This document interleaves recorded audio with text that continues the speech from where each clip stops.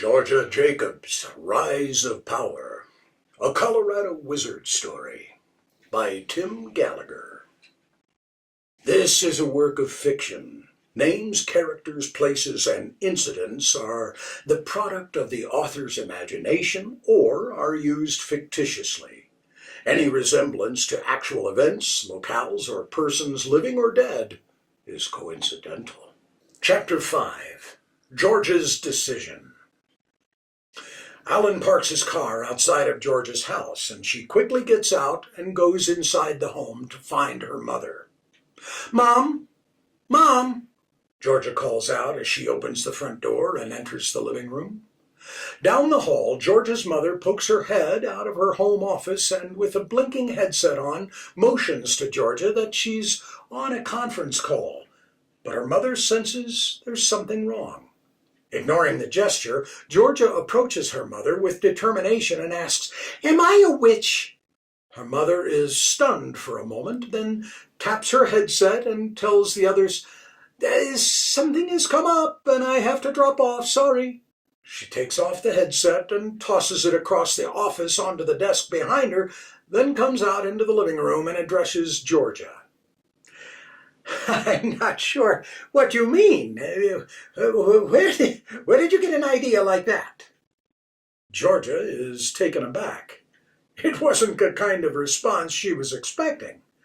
Normal moms would have told her how crazy it was to think that. They would say, "Witches aren't real." But her mom's response was more of a deflection, something you do when you're trying to hide something. "Oh my God, you didn't say no," Georgia says. Just then, Georgia's mother sees Alan enter the front door quietly, and she immediately makes a beeline to him, exclaiming, No, I told you people to let us live in peace. We want nothing to do with you." Alan somewhat apologetically replies, "Hello, Mrs. Jacobs." Wait a minute. You know each other?" Georgia interrupts. "So what he's saying is true?" "No, Georgia, you are not a witch. Don't listen to him," Georgia's mother says comfortingly. Georgia follows her mom into the dining room. "He told me Dad was a wizard and that I'm a witch," Georgia replies. Mrs. Jacobs knows that this may be a losing battle and solemnly replies as she sits down at a table, "You are not a witch if you decide not to be, Georgia. I've tried hard to give you a normal life. You've been normal for so long. I'm not even sure you could be a witch at this point." Trying to convince her mother, Georgia says, "Mom, you know I've always felt different. I don't fit in. Now I know why. I need to explore this to see if it's really me, if it's a path I should really be taking." Mrs. Jacobs sits quietly, listening to Georgia's plea. "Alan will train me at this valley so that I can help them fight this thing called a sprari." "I don't know what that is," Mrs. Jacobs replies directly to Alan. Alan replies, "It's a powerful evil spirit that someone has conjured up."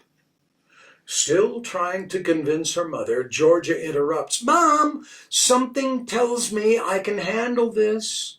I can help them vanquish this sprari and the Lord Decker." Mrs. Jacobs abruptly stands up and glares at Alan in the way that only a mother can do. She does not need any magical powers to put Alan on edge. "Lord Decker? No, I won't let you do it. It's too dangerous," she exclaims. "But, Mom, if I can help," Georgia says. No, I cannot let you do that," Mrs. Jacob insists. "But I know I can help them. I want to help them," Georgia argues. You can help people by becoming a doctor, Mrs. Jacob replies. Georgia suddenly stands her ground, insisting, This is something I need to do. I'm going to do it. No, you cannot. I forbid it, Mrs. Jacobs again insists. Georgia exclaims back to her, Why? Why can't I do this? If this is who I'm supposed to be, why can't I do this? Because Decker killed your father, Mrs. Jacobs admits. The room is dead silent as Mrs. Jacobs slowly melts back into her chair, putting her head in her hands. Georgia is stunned. Without looking up, Mrs. Jacobs says, Tell her, Alan. Georgia slowly looks over at Alan and gives him a look similar to what her mother gave him a few moments ago. But this time, the look is from a young witch who does not know how to control her powers, and Alan can feel the confusion and anger she's feeling, and again needs to keep her calm. Alan takes a deep breath and explains, Your father and Decker were being trained together. They were friends at one point, but they started to stray apart as Decker saw more opportunity using his power for greed outside the valley. Your father confronted Decker, trying to bring him back to the teachings of the valley. I don't have all the details, but a fight broke out, and your father was killed. We're not even sure if it was intentional or not. We've been trying to round up Decker ever since. Again, an uncomfortable silence in the room. 20 years ago, and they still haven't caught him. That's why I wanted you to live a normal life, Georgia. If you don't pose a threat to him, he won't kill you, Mrs. Jacobs says. Georgia sits in a chair next to her mother and thinks for a moment. She wishes her mother hadn't kept this from her, but she understands that she was just trying to protect her. It's what a mother does. Training to become a witch was something that Georgia thought she had to do purely on the merits of understanding her apparent heritage. But now that she knows what Decker has done, she wonders if it would be right to be trained to avenge her father. Georgia, we didn't tell you because nobody wanted you to do this for revenge, Alan says, almost as if reading her mind. My mother's intuition is telling Mrs. Jacobs that her daughter may disobey and help the village anyway. Kids need to find out their own way in life, and this may be it for Georgia. But as a mother, she can't let her daughter go blindly into something like this. Tell me more about this Sprari thing, she calmly asks.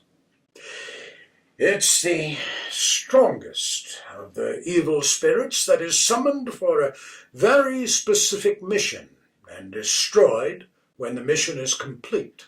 I know firsthand that this particular Sprari is very strong, and we will need the combined powers and knowledge of the valley, the lower council, and the crew of wizards and witches outside the valley.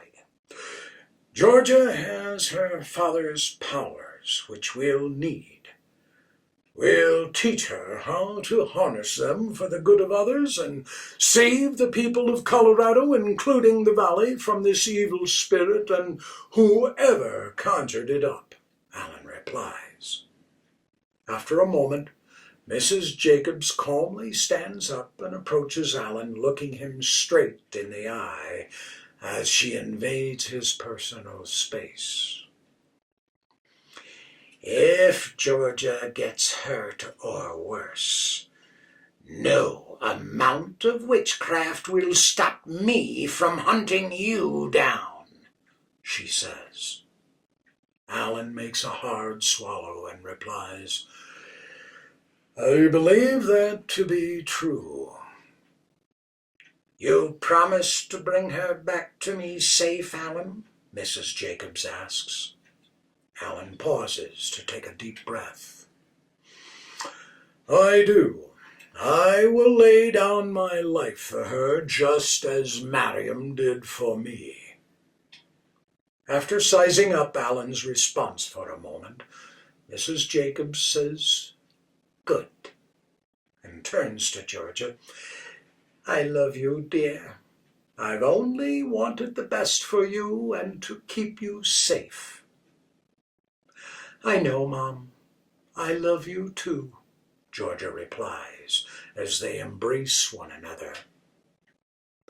After a moment, Mrs. Jacobs says, "I'll help you pack some things." Mother and daughter go to Georgia's room, leaving Alan standing in the living room, waiting for their return. End of Chapter 5. I'm Paul Neal Rohr. Join us next time for another chapter of Georgia Jacobs' Rise of Power.